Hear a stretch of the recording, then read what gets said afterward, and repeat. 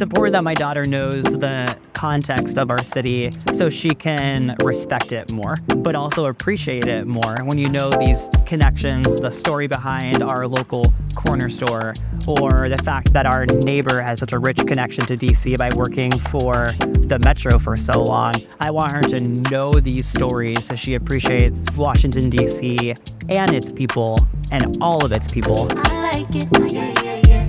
I'm running away, yeah, yeah. I like it, yeah, yeah, yeah. The idea behind my Instagram account was to really just cover the different diverse stories and places in Washington, D.C. And it started when I first moved here 17 years ago, thanks to a lot of local media like The Express and DCist. Sadly, both of them have shut down.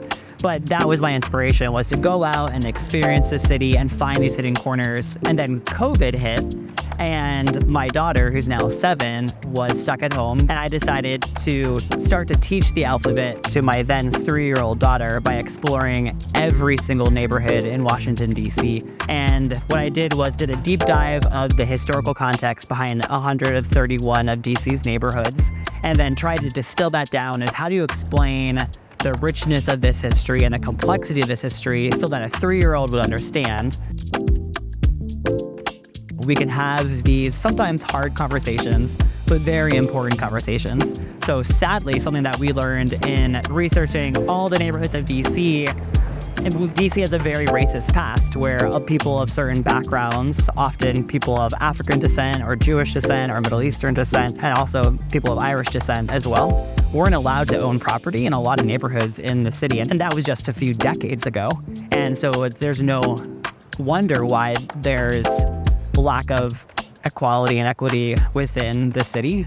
And that I don't want to shy away from this conversation. So as we learned about the historical context of different neighborhoods like Adams Morgan, for example, it's such a sad history, but it's important for our daughter, who was 3 at the time, to understand. And she would ask such honest questions about that of like, oh, like that would make me feel so sad if someone told me that I couldn't own property or move into a neighborhood that I wanted to based on how I look or where I was born or where I grew up.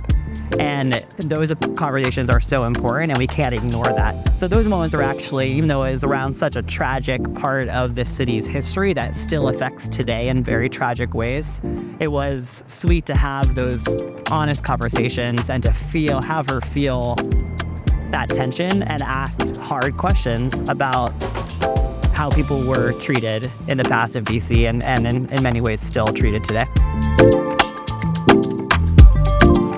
This is my Zesty story. I like it.